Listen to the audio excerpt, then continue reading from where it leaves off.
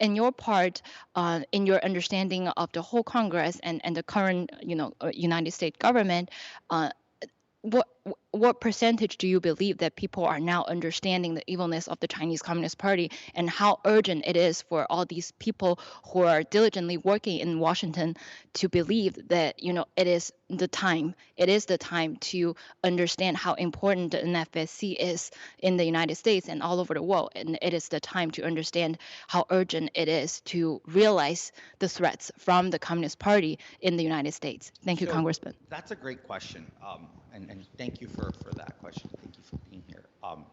Yesterday when I was at dinner, I was texting some folks. I don't know if you guys paid attention, and amongst them was, I'm not going to name the name to not give them heat, but one of them was a Democrat congressman. And I said, what's your thoughts on the CCP? What do you feel about it?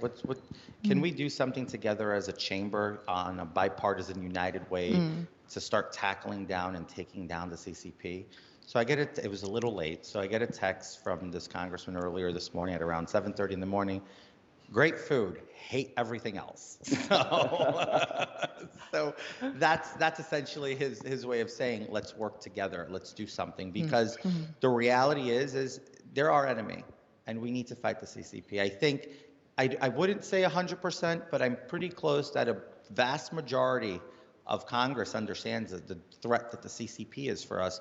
We took a vote earlier this year that almost passed by unanimous, if not unanimous, votes of censuring the CCP, and then a few other votes that have gone through the House to curb and lower the ability and the scope of the CCP have all passed successfully. Recently, this is more policy, but just to give you an understanding. So we've lifted tariffs on solar energy production from China, from South Asian and some more Eastern Asian countries, but China being the #1 beneficiary for the last, 3 years now almost. And we voted to lift those tariffs in the House in a bipartisan fashion. Wow. And it went to the Senate, and it passed the Senate in a bipartisan fashion, and it's now on the desk of the president. Regrettably, the President of the United States has signaled he will veto it, subsidizing China and giving them the power to make money on our backs and funding their evil regime. So that is the unfortunate state of affairs. Congress understands this. Our president doesn't understand that.